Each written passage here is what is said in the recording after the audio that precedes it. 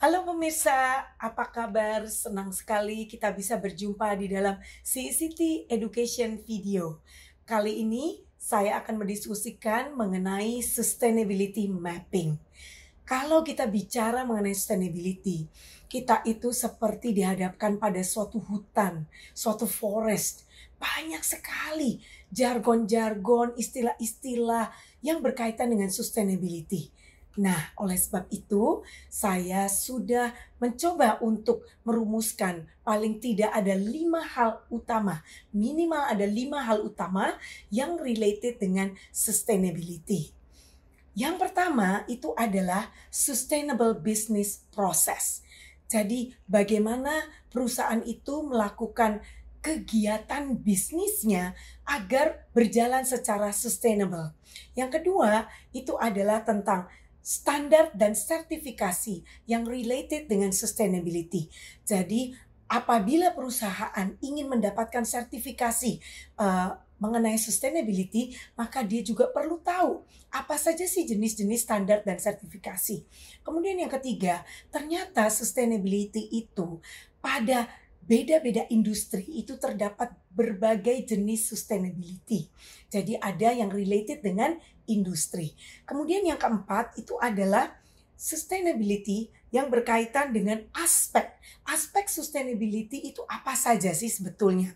Nah, kemudian yang terakhir itu adalah sustainability business objectives. Itu ada apa saja? Nah, pemirsa, kita mulai dari yang pertama. Sustainable business process itu adalah berarti perusahaan ataupun organisasi melakukan kegiatan social responsibility di dalam kegiatan organisasinya. Nah, kalau kita bicara mengenai corporate atau CSR, maka sebetulnya ada dua tipe CSR, yaitu CSR yang tradisional dan CSR yang strategik. CSR tradisional itu adalah dalam bentuk donasi maupun kegiatan-kegiatan bantuan-bantuan atau filantropik atau kedermawanan. Philanthropic activities itu adalah CSR yang tradisional. Lalu CSR yang strategik itu yang seperti apa? Nah, CSR strategik itu adalah kegiatan bisnis atau kegiatan organisasi untuk mewujudkan berbagai hal. Contohnya salah satunya itu adalah mewujudkan green economy. Dengan melakukan CSR yang strategik, maka perusahaan dapat berkontribusi untuk mewujudkan green economy. Kemudian juga perusahaan bisa mewujudkan blue economy. Setelah itu perusahaan juga bisa misalnya mewujudkan circular economy atau mempraktekkan circular economy melalui kegiatan CSR yang strategik. Selain itu, perusahaan juga bisa mengintegrasikan sustainability ke dalam seluruh bisnis prosesnya. Dan kemudian CSR yang strategik itu akan mewujudkan shared values atau yang terkenal dengan nama creating shared values. Dan kemudian juga CSR strategik dapat mewujudkan inclusive business. Pada kali ini kita akan mendiskusikan, saya hanya akan membahas sedikit mengenai blue economy. Blue economy itu menurut World Bank itu adalah perwujudan sustainable ocean. Artinya bagaimana kelautan itu, segala hal yang berkaitan dengan kelautan itu mencapai sustainability. Minimal itu ada 6 aspek yang berkaitan dengan blue economy menurut World Bank. Yang pertama adalah misalnya waste management. Waste management itu adalah tujuannya untuk mewujudkan blue economy khususnya di bidang kelautan. Jadi seandainya perusahaan itu melakukan kegiatan CSR dengan cara mengolah limbahnya agar limbah yang dibuang di laut ke laut itu tidak merusak lingkungan hidup. Kemudian ada maritime transport. Jadi bagaimana perusahaan itu yang mempunyai logistik pengiriman dengan kapal misalnya itu berusaha melalui kegiatan CSR-nya tidak mengotori laut. Nah, kemudian juga ada fisheries, bagaimana menangkap ikan dengan cara yang benar, dengan cara-cara yang sustainable, dengan menggunakan alat-alat yang benar, sehingga bisa mempertahankan keberlanjutan, keberlangsungan keberadaan ikan-ikan itu di laut. Kemudian juga mengenai renewable energy. Jadi bagaimana perusahaan itu menggunakan energi terbarukan agar tidak mencemari lingkungan hidup ataupun laut. Kemudian juga tourism, bagaimana tourism itu bisa ikut mewujudkan kelestarian dari laut itu sendiri. Selanjutnya adalah green economy. Green economy ini adalah berkaitan dengan resource efficiency. Ini adalah definisi dari UN. Jangan khawatir pemirsa, semua referensinya akan ada nanti di dalam akhir dari video ini. Nah, green economy itu adalah berkaitan dengan investasi. Investasi untuk green activities ya, dalam arti bagaimana perusahaan itu bisa mewujudkan tindakan-tindakan kegiatan-kegiatan dan misalnya membangun infrastruktur yang dapat mewujudkan kondisi yang sustainable atau kelestarian lingkungan hidup. Dan kemudian juga berkaitan dengan behavior, yaitu sustainable consumption and production. Nah, jadi di sini bagaimana perusahaan itu menggunakan sumber dayanya secara sustainable dan juga mengeduket konsumennya untuk mengkonsumsi secara sustainable, tidak boros dan juga bisa menggunakan secara efisien.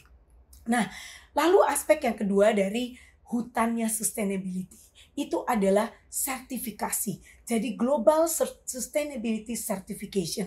Ada banyak sekali sertifikasi yang bisa didapatkan oleh perusahaan tergantung jenis bisnisnya. Kalau ISO 26000 itu memang dikeluarkan oleh International Standardization Organization. Tapi ISO 26000 adalah bukan untuk sertifikasi. ISO 26000 itu adalah panduan mengenai social responsibility. Nah, jadi kalau kita ingin berbisnis misalnya di bidang perkayuan, maka kita bisa mendaftarkan untuk mendapatkan FSC atau Forest Stewardship Council. Kemudian di bidang tekstil ada lagi sertifikasi untuk organik. Kemudian di bidang food ada lagi sertifikasi untuk food.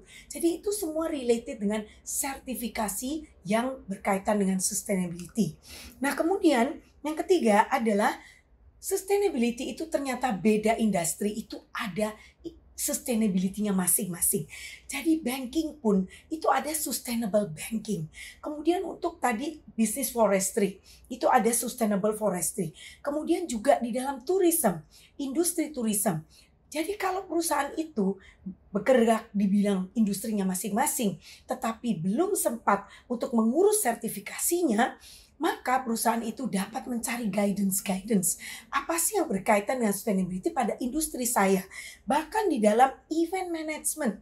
Kalau Bapak Ibu mempunyai bisnis event organizer, maka ada guidance mengenai sustainable event management. Kemudian tentunya ada sustainable marine, ada sustainable mining juga, dan kemudian ada sustainable palm oil, dan tentunya ada sustainability certification untuk suatu organisasi, apakah dia sudah menjalankan sustainability secara sosial maupun secara ekonomi dan environment, yaitu B Corporate. Nah, jadi itu adalah suatu jenis-jenis sustainability berdasarkan industri masing-masing. Selanjutnya ada sustainability aspect. Untuk mempermudah saya menyebutnya sustainability news, di mana news itu adalah singkatan dari N-nya itu nature, E-nya adalah economy, W-nya adalah well-being, dan S-nya adalah society.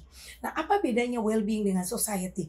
Kalau well-being itu berkaitan dengan individual happiness. Sedangkan society itu adalah welfare kesejahteraan dari society. Sama well-being pun juga adalah welfare kesejahteraan dari individu. Apa bedanya? Well-being itu adalah bagian dari society. Di situ ada irisan. Jadi belum tentu secara society mayoritas itu adalah sustainable atau sejahtera, tetapi ternyata secara minoritas belum tentu kaum minoritas pun juga merasakan kesejahteraan atau kebahagiaan. Contohnya misalnya kaum disable. Apabila suatu infrastruktur di dalam suatu gedung atau perkantoran itu tidak memberikan akses untuk para disable, maka mereka itu tidak mencapai well-being atau happiness. Nah, itu adalah aspek-aspek dari sustainability. Nah, kemudian yang kelima itu adalah sustainable business objective. Nah, jadi perusahaan pun bisa menekankan ataupun mentargetkan dari awal kami ingin mencapai social sustainability. Oh, berarti saya lebih menekankan kepada aspek manusianya.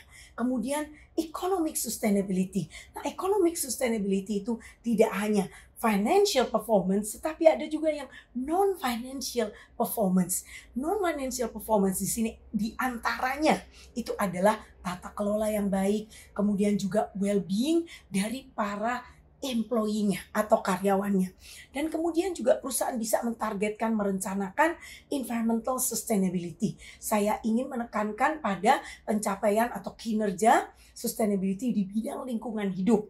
Nah, atau juga perusahaan tentunya sekarang harus berpartisipasi untuk mencapai Sustainable Development Goals. Karena ada peraturan presiden yang mengarahkan kepada bagaimana perusahaan itu harus mencapai Sustainable Development Goals. Jadi Sustainable Development Goals itu ada 17 dan kemudian juga ada sekarang ada 5P dari sustainability, bukan lagi hanya 3P. Di mana 5P itu adalah people-nya tetap, kemudian planetnya juga tetap, tetapi profit diganti dengan prosperity, lalu ditambahkan peace dan partnership. Kalau untuk people, penekanannya adalah kepada dignity, kemudian untuk planet kita tahu sama tentang kesejahteraan daripada lingkungan hidup, kelestarian lingkungan hidup, dan kemudian kalau prosperity itu adalah kesejahteraan masyarakat ataupun perusahaan, tetapi in harmony with nature. Jadi harus bertanggung jawab terhadap lingkungan hidup. Dan tentunya SDG itu tidak akan tercapai tanpa adanya peace dan tanpa adanya partnership. Nah, para pemirsa, saya akan juga menjelaskan mengenai sustainable development. Apa sih itu sustainable development? Banyak definisi mengenai sustainable development, tetapi yang terkenal adalah Brundtland Report ini. Sustainable development ini menjelaskan adalah suatu proses. Sustainable development is a process di mana development that meets the needs of the present without compromising the ability of future generations in meeting their own needs. Jadi, kalau kita ingin melakukan bisnis sekarang, bagaimana kita itu bisa growing ya, develop, bukan growing, jadi bukan sustainable growth, tapi sustainable development. Bedanya antara growth dan development itu adalah kalau growing itu adalah expansive, sedangkan development adalah continuously changing towards betterment. Terus-menerus menjadi lebih baik. Nah, sustainable development itu bagaimana praktek bisnis perusahaan ataupun organisasi terus-menerus menjadi lebih baik untuk memenuhi kebutuhan saat ini tanpa mengurangi kemampuan generasi penerus kita untuk memenuhi kebutuhannya sendiri. Jadi kita harus ingat ada pepatah yang mengatakan we never own the nature, we only borrow the nature from future generations. Nah, kalau kita borrow something, maka kita harus kembalikan dalam kondisi yang sama, at least, atau apalagi kalau bisa lebih baik. Kita harus ingat future generations kita. Nah, yang terakhir, para pemirsa, banyak sekali kita sudah mendengarkan tadi jargon-jargon terminologis mengenai sustainability. Lalu apa kaitannya? Di sini saya coba menggambarkan dengan cara sederhana bahwa CSR itu adalah kendaraan. Kendaraan untuk berkontribusi atau berjalan di sustainable development process. Jadi proses yang continuously changing towards betterment. Jadi harus di jalan yang benar, bukan di rumput-rumput ya Bapak Ibu. Jadi tidak hanya CSR itu tradisional saja, hanya memberikan donasi-donasi saja yang akan membuat masyarakat itu tergantung sama kita. Maka itu tidak akan sustainable. Maka harus di jalan yang benar, yaitu di jalan sustainable development.